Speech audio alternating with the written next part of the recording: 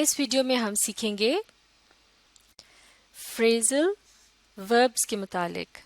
تو فریزل ورب سے مراد ہے ایک چھوٹا سا مصرع کہ جس میں ایک ورب پایا جاتا ہے. ورب یعنی کوئی ایکشن ورڈ یعنی جس کا تعلق عمل سے ہو اور اس کے ساتھ ہی ایک ایڈورب یا پھر ایک پریپوزیشن بھی موجود ہوتا ہے. ایڈورب سے کیا مراد ہے؟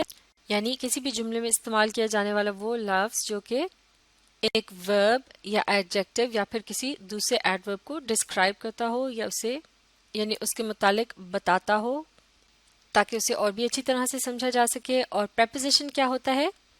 یہ جملوں کے اندر استعمال کیے جانے والے وہ الفاظ ہوتے ہیں جو دو چیزوں کے درمیان تعلق پیدا کرتے ہیں یا پھر جگہ کا تعین کرتے ہیں کہ ایک چیز دوسری چیز کے مقابلے میں کس جگہ پر ہے، جیسے آن، انڈر، آف، بائی، فار وغیرہ.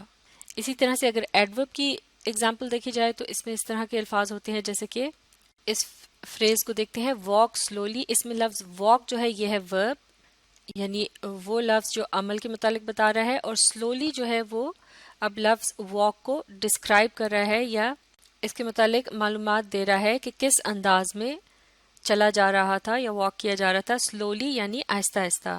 تو لفظ سلولی جو ہے یہ ہے ایڈورب. تو لہٰذا فریزل ورب جو ہوتا ہے اس میں کیا شامل ہوتا ہے؟ اس میں ایک ورب شامل ہوتا ہے اور اس کے ساتھ یا تو ایک ایڈورب ہوتا ہے اور یا پھر ایک پریپوزیشن. مثال کے طور پر اس پہلے فریزل ورب کو دیکھتے ہیں ابائڈ بائی. اس میں لفظ ابائڈ جو ہے یہ ورب ہے اور بائی یہ ایک پریپوزیشن ہے. تو لہٰذا فریزل وربز جو ہوتے ہیں چھوٹے چھوٹے مصرے ہوتے ہیں جنہیں جملوں میں گفتگو کے دوران یا پھر تحریر میں اپنی بات کے اندر روانی پیدا کرنے کے لیے اور جامع بنانے کے لیے یعنی سننے والے کے لیے مزید دلچسپ اور معنی خیز بنانے کے لیے ان فریزل وربز کو استعمال کیا جاتا ہے. تو چلیے اب میننگز اور سینٹنسز کی مدد سے ان فریزل وربز کو سمجھنے کی کوشش کرتے ہیں. فریزل verb number 1 abide by. Meaning accept اور follow a decision or rule یعنی کسی فیصلے یا قانون کو ماننا اور اس کی پیروی کرنا یعنی اس پر عمل کرنا. Sentence we must abide by college rules یعنی ہمیں کالج کے قوانین کی ضرور پیروی کرنی چاہیے یعنی ان کو ماننا چاہیے، ان کے مطابق عمل کرنا چاہیے. Phrasal verb number 2 account for. Meaning to explain یعنی کسی چیز کو وضاحت کے ساتھ بیان کرنا. Sentence she had to account for all the money she had spent یعنی اسے اس تمام پیسے سے متعلق حساب دینا پڑا جو کہ اس نے خرچ کیا تھا. فریزل verb number 3 accuse of. Meaning being blamed of something بلکہ یوں کہیں تو بہتر ہوگا being blamed for something یعنی کسی بات کا الزام آنا کسی شخص پر. Sentence he was accused of using the funds ineffectively یعنی اس پر امداد کو نامناسب طریقے سے یا پھر غلط طریقے سے استعمال کرنے کا الزام لگا. Idiom number 4 act upon. Meaning to take action after receiving information یعنی کوئی معلومات یا پھر حکم ملنے کے بعد فوراً ہی اس پر عمل درآمد شروع کر دینا یعنی اس پر اس کے مطابق ایکشن لینا. Sentence the officer acted upon the orders that he had received یعنی افسر کو جو احکامات ملے تھے اس نے ان پر عمل درآمد کیا. فریزل verb number 5 admit to. Meaning to acknowledge or confess something یعنی کسی بات کو ماننا یا اس کا اعتراف کرنا کہ آپ نے وہ بات کی تھی جیسے کہ کسی جرم کا اعتراف کیا جاتا ہے. Sentence the students admitted their mistake to their teacher یعنی شاگردوں نے اپنے استاد کے سامنے اپنی غلطی کا اعتراف کیا. فریزل verb number 6 adorn with. Meaning to decorate something یعنی کسی چیز کو یا جگہ کو سجانا.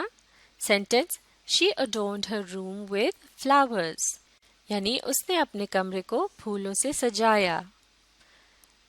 فریزل verb number 7 agree with. Meaning to be favorable or suitable with یعنی کسی چیز کا کسی دوسری چیز کے ساتھ ہم آہنگ ہونا یا اچھا یا مناسب لگنا sentence spicy food doesn't agree with my stomach यानी चटपटा खाना मेरे मैदे का साथ नहीं देता या उसके लिए मुनासिब नहीं रहता.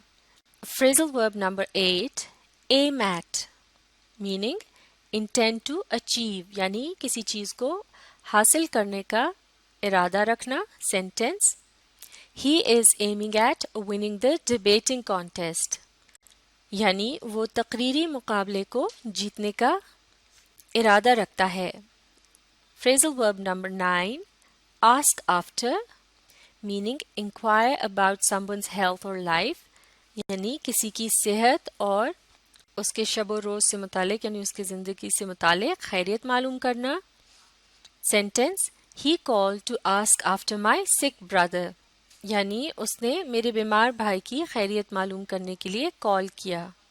Phrasal verb number 10 ask for meaning to provoke a negative reaction यानी कोई ऐसी बात करना जिससे दूसरा तंग हो और उसके नतीजे में वो चिढ़कर ये कहे जैसे कि you are asking for trouble यानी तुम अपनी शामत को दावत दे रहे हो या बुला रहे हो. Sentence If you say one more word you'll be asking for trouble यानी अगर तुमने एक भी लफ्ज और कहा तो तुम अपनी शामत को दावत दे रहे होगे. तो ये थे चंद अहम फ्रेजल वर्ब्स. इन्हें अच्छी तरह से सीखने के लिए आप इस वीडियो को रीप्ले कीजिए और इसके साथ साथ पढ़ने, समझने और लिखकर प्रैक्टिस करने की कोशिश जारी रखिए. इससे अगली वीडियो में हम चंद और अहम फ्रेजल वर्ब्स को स्टडी करेंगे.